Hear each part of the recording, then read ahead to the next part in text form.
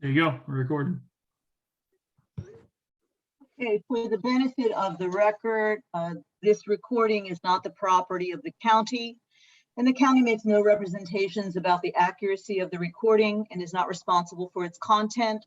The recording is the exclusive property of the union or the recorder, and copies of the recording must be directly requested from the recorder. The county has no obligations under Florida Statute 119, and as it is not the county's recording, nor does the county maintain a copy.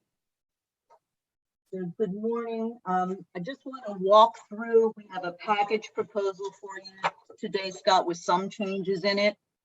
Okay. It will include, I'll just read off the articles, and then as I go through them, I will tell you which ones we have changes in and which ones we do not.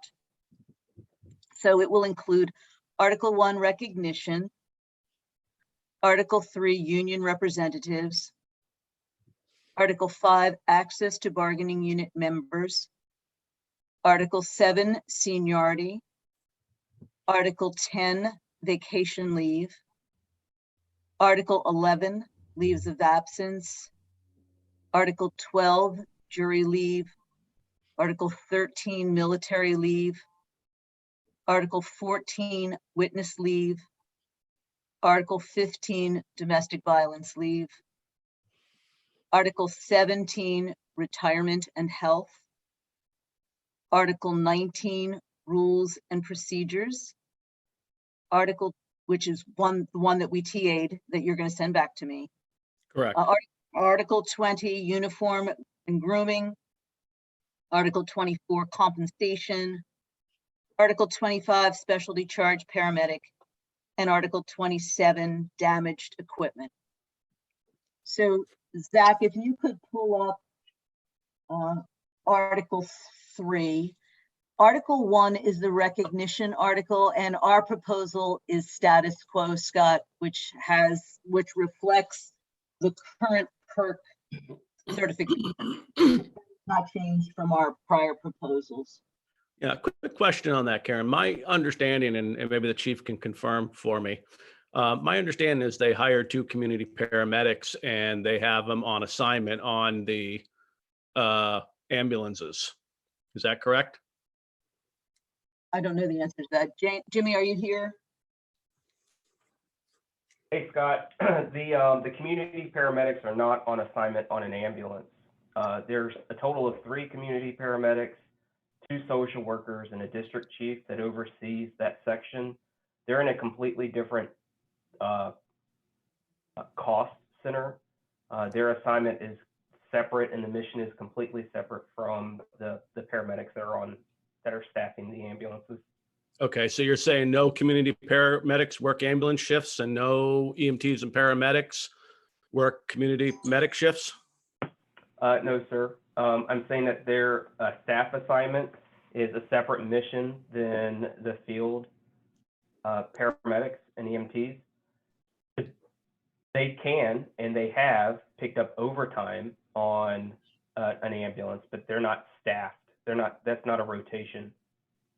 And currently there's no EMTs that work in the community paramedic section. Okay. Okay, does that help, Does that Scott? answer your question? Well, yeah, I mean, bottom line is if we read over the recognition clause, it's all EMTs and paramedics in Manatee County. We've been kind and generous, not going after lifeguards and other individuals, but when these community medics are, and we can twist it any way you want, but they're working right alongside, they're picking up the overtime, they're filling in, they're doing this, they're doing that. There's so much community of interest there that it just seems kind of ridiculous for 3 people we're going to fight over it. And Scott, just to clarify, I have the petition in front of me, and the petition is specific to EMT, paramedic, charge paramedic, and charge paramedic firefighter. The community, we do not view that as same as you. I understand we don't want to fight about it, but if the union feels strongly that those 3 positions belong in the bargaining unit, I'm sure you're familiar with how to change the petition to include those individuals. And we're not in any way impinging your rights to do that. It's just No, that we're not going to do it, you know, we're just not going to do it here because we view it as differently. Okay, understood. For article, are we done with that? Is that good? Can I Yeah, move on? I don't want to, okay. Fine. Don't want to move past if we're not finished. Okay, Article 3, union representatives. We looked at your changes from the last time, and if you could scroll down, please, Zach, so we can see. Here's what we have done. We feel very strongly. We've added in the past chief shop steward at your request, but we feel very strongly that the official union business should not include contract negotiations for this leave bank. We have agreed with your change that we shall annually contribute 0.5 hours. I think we had an hour, but your change from in your proposal that you gave us the other day said a half an hour, and we've agreed with that. And if you could scroll down there, Zach. You also requested that we change that to 200 hours to roll over, and we agreed with that. And I think those were the only 3 changes in your proposal. Okay. Why is there an issue with utilizing that for negotiations if the members are willing to, you know, fund that so that bargaining team members don't have to use excessive amounts of PTO? I mean, everybody else at the table is paid. You know, why do they have to use their vacation time? Yeah, and here's the issue is even though it's time, this time is pool time, it's still county paid time. We believe that the members of the union, if they're negotiating on behalf of the union for the members, we don't understand, nor do we need to, the union's makeup, but certainly the union could pay them for that time, and they could take unpaid time. They don't need to use, we're not requiring them to use their leave time, their vacation, their PTO. That is not our requirement. We believe that once you become a member of the union and you're negotiating against the county for the union's position, the union can compensate you for that. We're willing to provide time for education, for other types of union activities. We're happy to pay for that. It's just that we strongly believe that we shouldn't be paying people to negotiate against us. Wouldn't it be negotiating with the county, seeing that it's collective bargaining, not against? But the union can Okay. pay you. Wow. You can be paid by the union to do that job. And we're not requiring anybody to use their time off. So we gave, you know, we agreed, we conceded on 2 of those, and we hope that you'll consider this because this is a very big change for us in the past. We never had this type of procedure in the collective bargaining agreement. Understood. Okay, and thank you. In Article 5, access to bargaining unit members, this is status quo. It's our 12-6 proposal. We've talked about this before, about your ability to meet with new hires, et cetera, and we believe it's ample time for the union to do that. Article 7 is just tied to Article 1, Scott. It's the same issue because it's got the actual breakdown of the classifications in it. Can So- we catch up on the screen as to where we're talking at? I don't know that I have. Oh, okay. Yeah, these are status quo, so, from our last proposal. Understood. If you want me to put them up, I can find them and put them up for you. No. I thought we were just lagging behind on the We can actually take this one down. 7, once 1's resolved, Article 7 will get resolved. They're tied together. correct. Okay. Article 10, if you could put up Article 10, vacation leave. There's only one change in this, and what we've done, and it's really just for consistency's sake. In the current collective bargaining agreement, all this is the same as our last proposal. If you could scroll down, Zach. And I think we're in agreement on these. The only change we've made to our December proposal is in the current Article 10, Section 5, so Zach, if you could scroll down to that. Section 5 deals with, it says sick leave. So we took the sick leave call-in from our prior proposals in Article 11 and put it in here. So this is the same language as we had proposed in Article 11. We've just moved it over for consistency's sake with the current bargaining agreement. There isn't any other reason beside that. I'm not sure it belongs in this article anyway, but that's where it was. So we just put it back. Okay, understood. Okay. I do want to go up, and I know that you had proposed changes.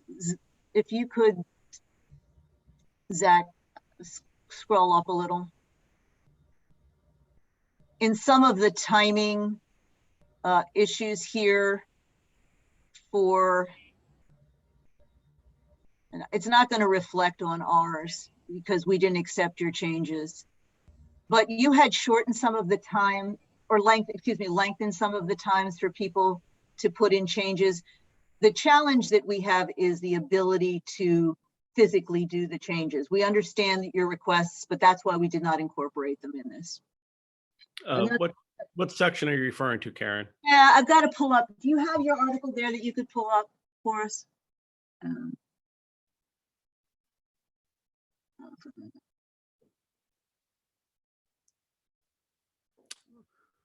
Trying to think, was that in regards to after the first round, the additional put in? Yeah, hold on for just a sec. Let me grab it I'll put it up.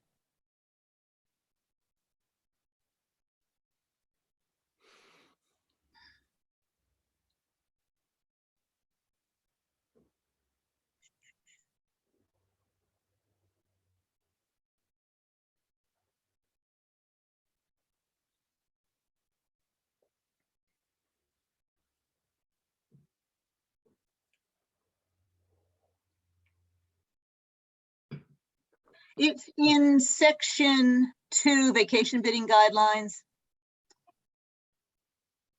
Subsection H, if you could scroll. You had added in H, it's actually section 2. Go back up, Zach. Yeah, and I don't want you to think we're just ignoring your requests, but we spent some time discussing this, and the problem is our ability to really approve it or deny it within 48 hours and giving at least 96 hours. I don't want you to think we've ignored it. We've examined whether or not we can actually do it and be successful in doing it, and with the setup the way we have it today, that is the best that we can do. So again, let me have Clint explain the issue with that and what is the driving force behind that proposed change. Okay. Go ahead, Clint. I'm still trying to keep up with what we're going back and forth here. So I'm kind of lost as to what we're actually talking about. Are we talking about the request being made at least 72 hours in advance versus the 48 that we proposed? Because there's no tracked change here. I don't know what our original language was. Well, you have your proposals. I can try to pull your No. up, but We had proposed, we moved that up to 96 hours in advance with a approval or denial within 48. And I believe, Clint, the issue was people being approved or denied, having to wait if they put a request in 6 months in advance to plan something that it may or may not be. Yeah. It's fundamentally, it's kind of absurd to think that I need to put in a request, or I put in a request, we'll say November of 2021 for October of 2022, but I don't know until September of 2022 whether or not I'm going to get the day off that I put in for pretty much a year in advance. So that's the driving force behind all of the changes that we're asking for in this article, is that it's kind of ridiculous to have vacation bidding a year in advance, but if I put in for time off 20 minutes after vacation bidding is over, a year in advance, I have to wait up to 11, sometimes even 13 months before I will know if I can have that day off that I requested. So what we're trying to do, Karen, what we're trying to achieve is the ability for someone that puts in, even 2 or 3, 4 months in advance and wanting to make a plan and know if they're approved or not. How do we get that person an answer without having to wait that long? I know the short notice ones, and maybe it's a 2-tiered system or something, but if I'm putting in for today's Friday, if I'm putting in for next Friday and it takes a couple of days to get an answer, understandable. But if I put in today for something in July or August even, it just makes it difficult to have to wait till almost to the day that's requested to find out if I've got it or not. Okay, I just made a note of that, Scott, and we'll talk about it at our caucus. Okay. Thanks for the explanation. Okay. So that's our only change in Article 10. The next article is Article 11, which we have changed to a format I discussed with you maybe a couple of months ago, and we're making it our proposal. So Zach, if you could just put up the new, our proposal on leaves of absence.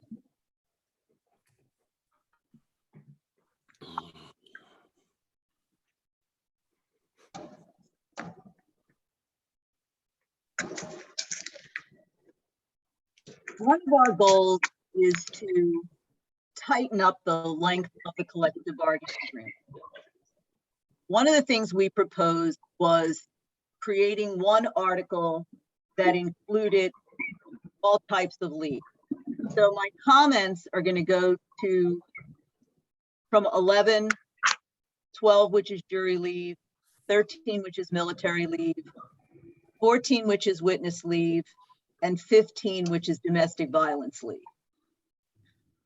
Jury duty, military, witness, and domestic all have some statutory part to them. We either get it defined by law somewhere or whatever. So we see those as the county's policy basically has set forth how people will be paid. And my understanding is in the past, that's always worked for this unit. So we've subsumed all of that and we've tried to cut down the information. So we've created, and Zach, if you could scroll down to near the end. Yes, and you're gonna go to the left. Somebody's got their mic open.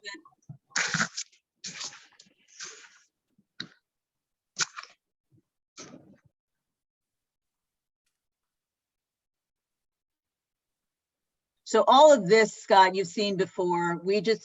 That was verbatim what's in the county's policy. So let's stop here. So 2 things. One is, you see where the sick leave is stricken? That's what we put into Article 10. It's the exact same language. We just cut and pasted and moved it over because it was in Article 10. That concept was in Article 10 before. Understood. Yeah, we've changed the language here and we've called it leaves of absence. So one article that has every leave of absence concept in it. And what we're providing for is something that we sort of discussed with you at a high level early on, is that this CBA will include the Manatee County Board of County Commissioners policy, rules, and procedures that are in effect on the date of the ratification of this agreement that may be revised based on impact bargaining. What is the exceptions are going to be in the CBA. My understanding is that on a routine basis, the chief meets with you anyway to discuss all types of changes. In the short term, I don't think we have any rules changes coming up. In the long term, I don't know that. So if we could scroll down here a little, what we've done is we've subsumed that in here on the condition. It's the handbook that's in effect today. I struck through jury duty, military leave because they're in there and they're pretty much statutorily driven. And then the next section, actually, we've had in here before. You've seen this language before. We spelled out the bereavement leave, because evidently there had been some questions in the past, and this is different from what's in the handbook and the manual.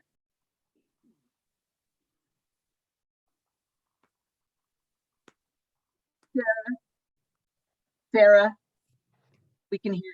Yeah, we can hear you. Your mic is on. We can hear you. Thanks. So this section, this bereavement leave section is the same as we did before, Scott, not changed, just in a different place. And Zach, if you would scroll down a little. Again, this is all language that we had shared with you before, and just scroll down to the end so we can show everybody. That's really the end of it. So really the change is we didn't try to just say, go look at our manual. We've locked ourselves into the manual that's in effect today, with the exception of this language. We moved the sick leave call into another section, so it is in the contract. And then the bereavement leave process is in the contract, as well as the additional sick leave balance payment for upon ratification of the agreement. Yeah, and I understand and I appreciate the explanation, and I think the easiest way to say this back to you is much like your fundamental dislike for paying union members to do bargaining.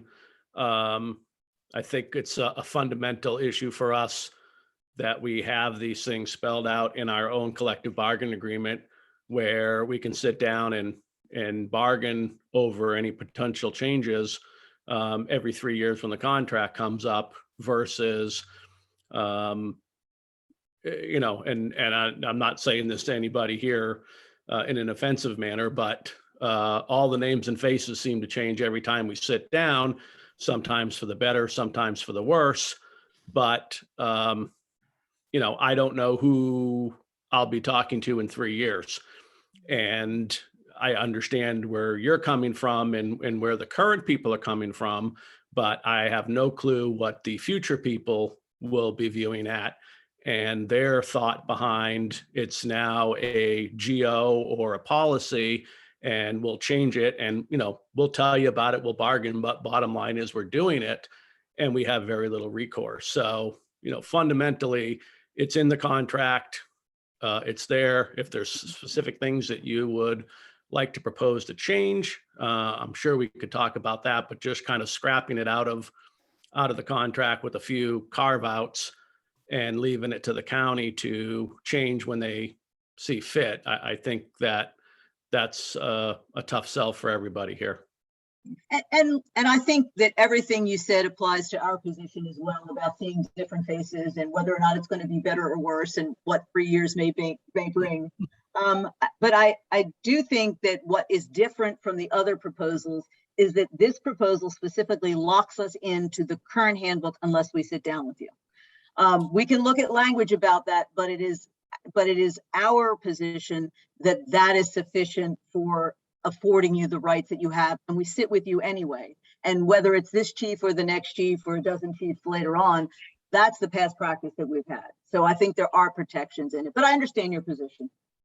Okay, and I'll just bring this up, and I don't want to get into the weeds about it too, but and Clint can certainly attest to this because it was him that told me, but I do believe there was a recent meeting regarding facial hair and vacation time, Clint. No, vacation time. Vacation time. And the chief sat down with Clint, and at the end of the meeting, I believe it was said something to the effect of, I'm going to do the things I want to do, and the contract doesn't matter. Clint, it was said to you. You want to clarify what was said? I believe the statement was that I will violate the contract if it means keeping the operations of the county going. Paraphrasing, okay, of course, but there was other members there as well to that meeting. So obviously that makes us a little gun shy, Karen, that I understand what the intent is, and I'm sure it's a good intent, but when we get things like that said to us, it doesn't go very far in goodwill at in the future, the county's gonna abide by those things and really genuinely talk to us about it.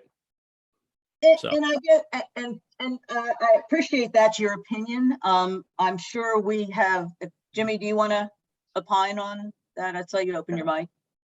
Yeah, I don't want to get in the argument of what was said and what was allegedly said. I can say that I did not say I'm going to violate the contract.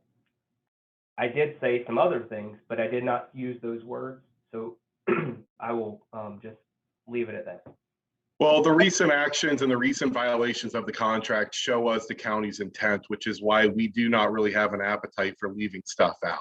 Well, and Mike, we don't appreciate the allegations that we violated the contract because we contest that. And Okay, that may be your position, but we do not believe that is the case. So, you know, we're here to negotiate the contract.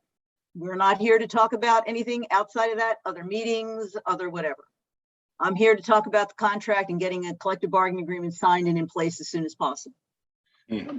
We might share with the group untoward things that we've heard and have been said about us, but that is not our goal today. Our goal is to get a contract. So. Well, and like I said, Karen, I didn't want to get into the weeds with this, but I wanted you to understand the logic of where the hesitation is on shifting things back to the county to have general control over. So that's the only reason it was brought up. Yeah, and and I understand your position, but that it went down into the weeds, and I'm not going to let that go unresponded to. But I will tell you the difference in this is it binds us to the agreement that's in the personnel policies that are in place today with negotiations. We can tighten that language, but that is sort of where we are at this point in time on those things. Okay. Okay. I have one question. The one-time payment, just out of curiosity, because I understand you guys are going to give us 40 hours sick leave. What's the reason? It just seemed kind of like a random addition into this section of the contract, and we weren't totally sure why. Because it was a nice thing to do, and it appears in the leave section of the contract. If you don't want it, I can take it out. But No, it was just a benefit. That's not what I'm saying. I was just curious as to what. Well, it belongs in the leave section, right? It was in the leave section. It belongs in the leave section. We moved the sick leave over to Article 10 because kind of that's where it was in the article. But this is, we believe, in the leave section and a payment for the leave. And that's where it would be. We can move it somewhere else, or we could just do away with it. No. It's not the article or the section or the line of where it's at. The question was simply, what was the driving force behind the 40 hours? Was it a statutory requirement? Was it something that came down from county administration that all employees were getting 40 hours? Okay. Yes, it was a nice thing to do. Okay. Which is fine. And I have no problem with that. I was just curious as to what prompted it. That's all. Okay. So that will take us, Scott, through 10 to 15 from our counter proposal, okay? Yep. Then we move to retirement and health. Our counter proposal is the same as it was in December, status quo. We're not putting the 457 in here. It's an option for employees. It's not going to be mandatory. The rules and procedures 19 we've already signed. Uniform and grooming is the same as our 12.6 proposal. The next one is compensation, which we have made some significant additions to the compensation. So if we could pull that up, Zach.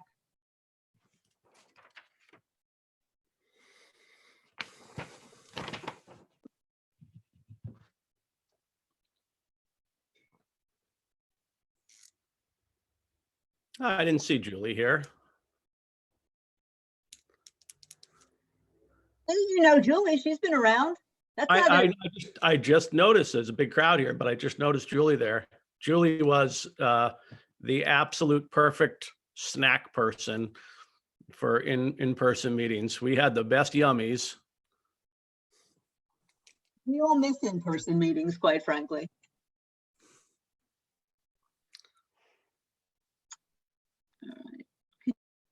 All this is just the strike through, Zach, if you would just move down. These are, I keep going a little bit. These numbers, there's no, I think we're in agreement on these right here. These, the ranges. We propose these changes in the annual maximum. If you'll scroll down again. Were you ever able to put these into a table, Scott? You were going to try to do that, I think. Put what in the table?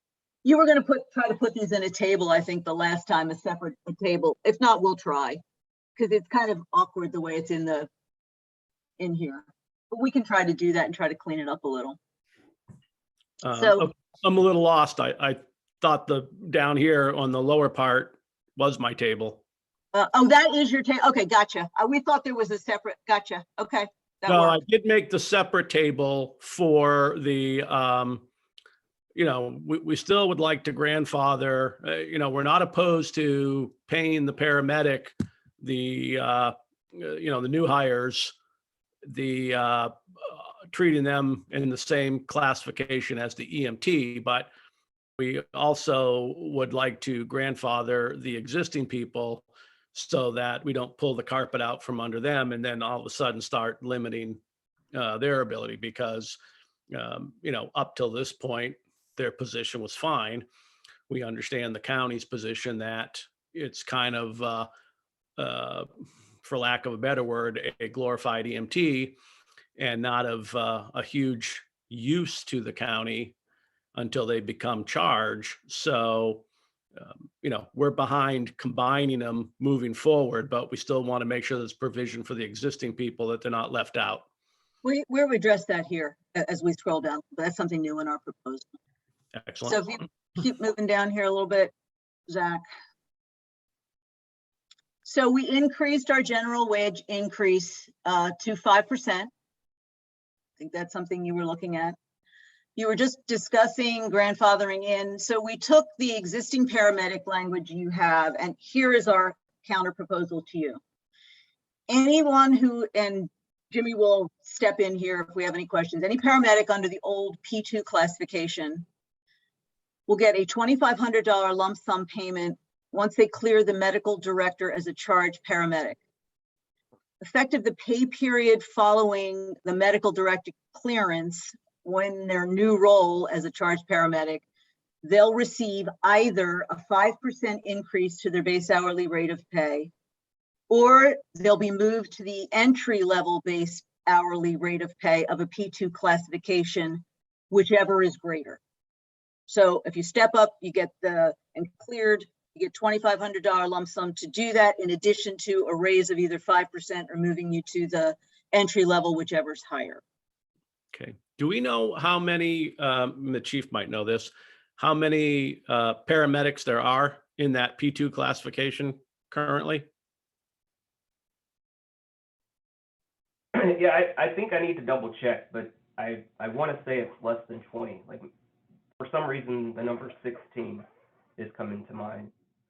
Okay. And I did, since I went ahead and unmuted myself, I wanted to provide a point of clarification. It's not that we think that the paramedics are not useful or a glorified EMT. I think that the idea in the light of the county's position is to have the individuals compensated in the classification that they're fulfilling. So if someone's in the EMT role, fulfilling EMT job responsibilities, then they should be compensated at that rate. We can get back to you, though, to provide you a definite number. I would appreciate that. Zach, can you hear me?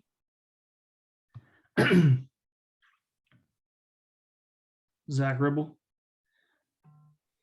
I'm receiving messages from people that are trying to join, and it says that they're waiting for the host to let them in, and I don't see anything on my end, so I'm not sure if you see those on your end.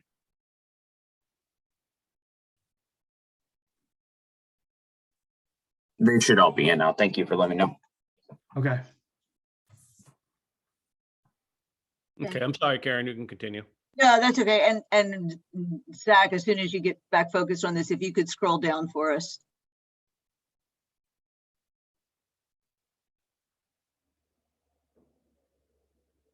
Just keep going.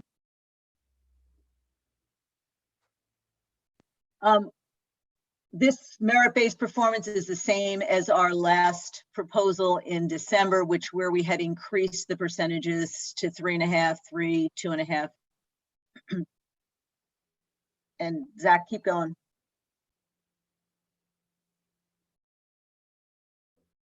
One and 0, depending on where you are. Hold up for a minute here. These changes are the same. We have not made any changes to this section in the premium for specialty. And nor have we made any changes to this section on starting wages. But if you scroll down some, Zach, could we get to the overtime section? We stop right there. We have accepted the union's position on the following rate increases: a 12-hour shift at 1.5 times the hourly rate, and the 24-hour shifts at double time. So that was your proposal, and we have accepted that. Okay. And the remainder of this is the same as our December. Could we scroll back up just a little bit?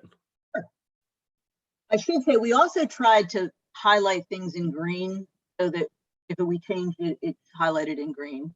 Oh, I know. In doing my edits, I was trying to get rid of the green if it was typing and it wouldn't. No, I'm sorry. Go back to that green, Zach. I'm sorry. Scroll down.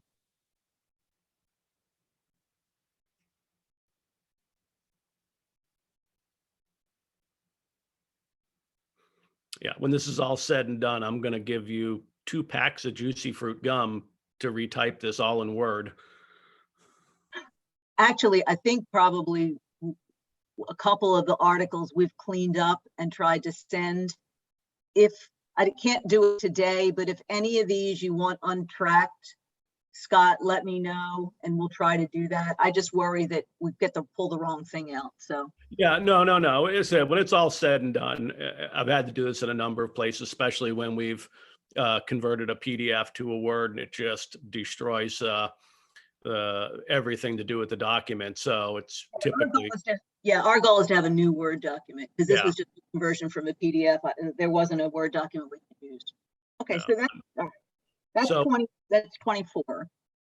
yeah, I was just trying to look at this. Yeah, my screen got weird. Hold on one second.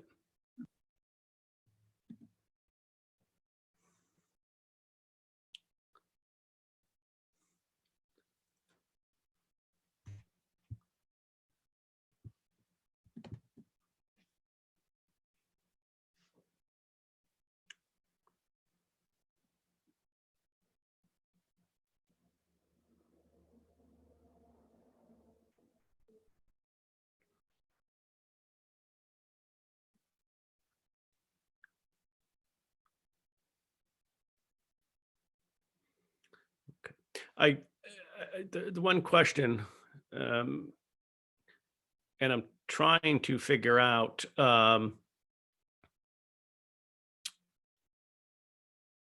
where the pushback is on, and we're certainly amenable to having some further conversation about it. Obviously, what we want to avoid are 2 things. We don't want the minimum starting rate to be increased by virtue of just saying everyone's got experience and we're moving it up. We always want to give the county the ability to say, hey, look, we're having some real hiring issues. We think we need to start and bump the starting pay up by $1 or something of that nature. And probably 2/3 of our locals have done mid-contract adjustments because recruitment's become so desperate. But we also want to ensure that we don't inadvertently create unintended consequences by having, huge compression. We want to make sure that if the starting increase is brought up, that people all across the board are brought up so that separation in pay. And, we also feel that if somebody has, 20 years of experience and they come over here, that's great that they have 20 years, but does that really qualify them to be put on the wage plane at 20 years experience when they're coming in fresh to Manatee. And I'm all for giving some credit for experience, but there should be a limit to that. Well, I do think that's our management right to do that. And I will tell you that as an employer, the county shares the same concern about creating its own compression, right? We don't want to do that because then that's an issue that we have to fix down the road. But it's easy to say, okay, we don't want somebody with 20 years of experience to come in and be placed, above people. But what if 15 of those years was with the county and they went and moved to another part of the state and then came back and moved back and said, hey, I'd like to come back here. I like working here. We don't want to preclude that person who has significant experience with us, or even similar significant experience, from being properly placed because we've got some artificial limit. And you're right, what is driving this is the environment today. And we want to make sure that we are competitive and have that flexibility. So the intention of this is to not impact current employees and deprive them of anything. It is to keep us competitive and encourage people who might go somewhere else to come back and say, hey, I like working here. I want to be back here and work again, but I don't want to take a cut and pay to do it. Okay. But you would acknowledge that it would not be logical to raise the starting wage on a new hire and have them making more than a person that's been working for the county for a year, correct? I think that there are employee morale issues that you would create in any bargaining unit or any employee group if you do that. I think the county in the past and other employers around here have accomplished that by doing some sort of a signing bonus rather than changing the starting rate of pay, or things of that nature. All I can tell you is the market fluctuates like the stock market, and today's world, 45 million people left their jobs in November.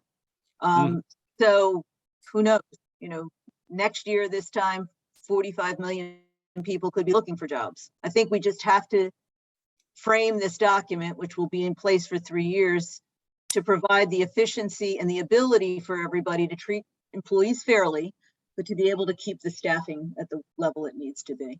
Again, not intended to in any way impinge on employees who have been here and working, but certainly to keep us flexible. No, I understand that. And I understand that you acknowledged, obviously, the morale issue that it would create. But just so I'm clear, that it's the county's position that they could conceivably pay starting employees a higher wage than existing employees for the sake of recruitment. Is that a concept? Yeah. Is that? No. I mean, anything is possible. I don't think that's a goal by this language. No, not a goal, but an unintended consequence. But I don't want to say that would never happen because I don't know that. Right? It's already happened. Absolute. It's already happened. This has already happened. This is why this language exists.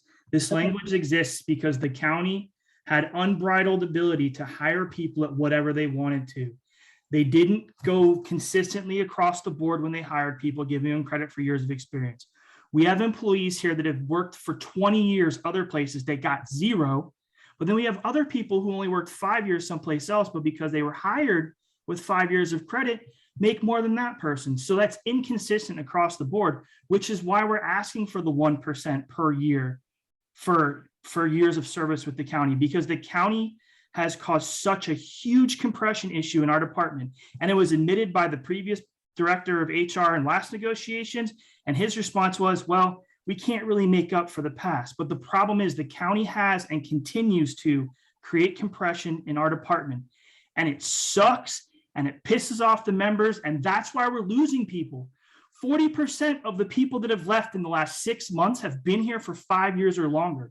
That is unheard of.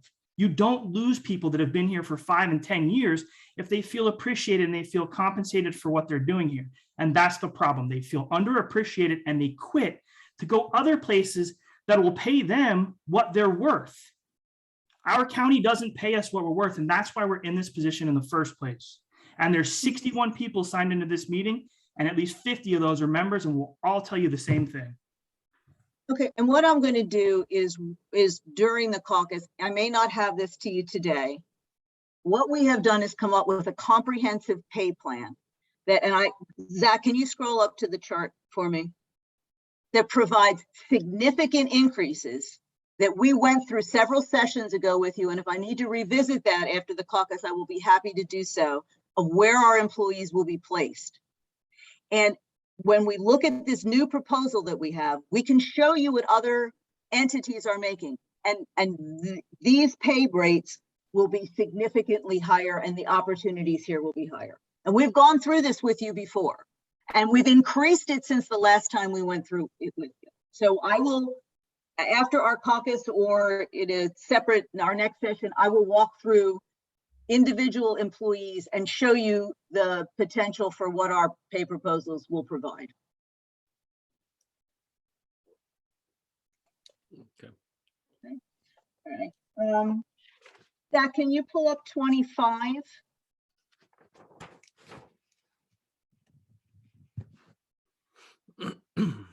And I can speak to this too, Scott. There's really not a whole lot of changes. We had given you, I think, a cleaned up version of it. And the only change that we saw the union make was that you took the medical director out of the list of requirements. That is not possible for us to do.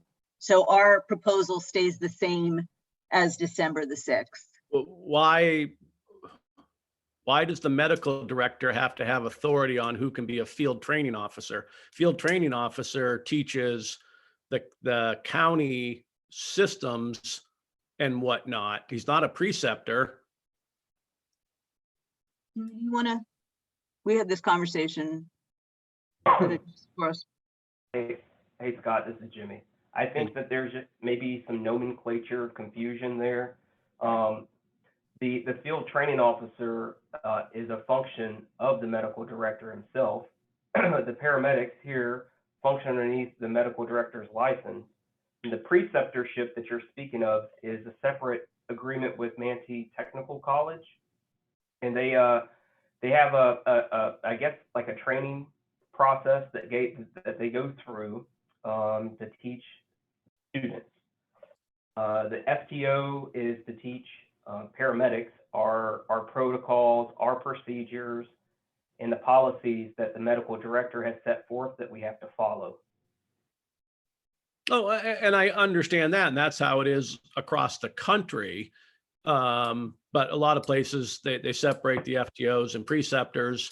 If they're combined here, that's fine. But again, if that person that's a paramedic is operating without issue under the medical director's protocol already, why does he need further permission to teach somebody? And my concern with this comes is that's the easy escape for the county to say, well, medical director says he can't be an FTO. And that, of course, with the medical director becomes outside the purview of the grievance and arbitration process. So, when you throw somebody in there that is immune to any responsibility or accountability, that concerns me. And I've just never seen a place where FTO or a preceptor operated under the authorization of a medical director. Sure. So this is the same language that was adopted in the previous contract. And I will say that I can't recall an FTO that didn't pass the medical director and or provided an opportunity to improve. So if someone wanted to become a field training officer and they didn't pass the medical director, Dr. Nonell has never said you're not going to do it and then not provide an opportunity for that individual to reach the goal that they want. Yeah. Just a point of clarification, was that in the last contract or was this the language that was born out of an MOU mid-contract? Yeah, this was an MOU. Okay, all right. I just want to make sure that that wasn't existing contract language. So, okay, understood. Okay. Thanks, Penny. And then the last is Article 27, damaged equipment. I think the only change, I think we're in agreement on everything except at the end, you had typed in something about waiver. It didn't come through very clearly, but I think the idea was you still wanted the employee to be able to grieve that damaged equipment article. I will tell you, that was the whole concept of coming up with the board to make a decision. That was the idea, was that that would be their due process, that the board would, and union members on the board would have the ability to make the decision about that. Because we didn't want a $500 or a $250 piece of equipment damage to go through an entire arbitration process. That was the reason we coupled it with that board that we put together. I understand that, and the issue comes up with, you know, the tiebreaker going to the chief. And again, you know, everybody has the hopes that logic's going to prevail, and either the union side or management side is going to be a majority one way or the other. But if this somehow morphs into a union versus management, and it's a 50-50 tie on everything that comes through, and then the chief's the decider, and the chief just simply sides with management every time, then it's a very lopsided process. I think there should be a fail-safe, and whether that be, it can go to grievance if it goes to a tie, then it becomes a grievable issue, where a neutral party makes that decision and determination versus just the chief.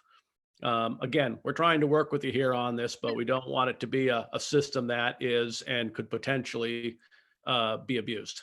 Yeah, I understand. And if you want to propose what you just said, rather than just a complete goes through the whole grievance and arbitration process, I'm not saying that we're closed to any alternatives. It's Okay. just the way it was structured. Understood. Yeah, and as far as this goes back to the format and me trying to type it, and the letters were laying on top of each other. I couldn't read what I typed. Yeah, we kind of figured that's what it was. It was kind of in purple and squished together, but we kind of figured it out. And that is our entire proposal. If you just give me like 5 minutes or so, Scott, I'll put together an email and send them to you. Sure. And then just let us know. I assume you want to take a caucus, so just let us know when you're ready. We'll be, just send me an email because we'll be in another room. Okay, I'll shoot you an email, and it's 11 o'clock, give or take a couple minutes. Why don't we look at about 45 minutes, Karen? Okay, all right. I'll send you an email, but we'll look somewhere in that range. Okay, and I'll get this Good over to you as question. soon as I can. Yeah, Clint, you have a question? Going back to the damaged equipment, and I know it's not in there, but is there like an idea of a minimum cost associated with an item that goes to this board? Like a BP cuff is, okay, we'll say $5. Is that what the idea is? Is like everything that gets lost or damaged, or like higher dollar items, like a minimum of $100, minimum of $200? That's the only thing that was kind of unclear. We can incorporate something if you want in our counter back, Clint. Okay. All right, thanks, everybody. All right, my team, I'll open up my room. And give me 5 minutes and I'll get these over to you, Scott. Thanks. Okay, thanks, Karen.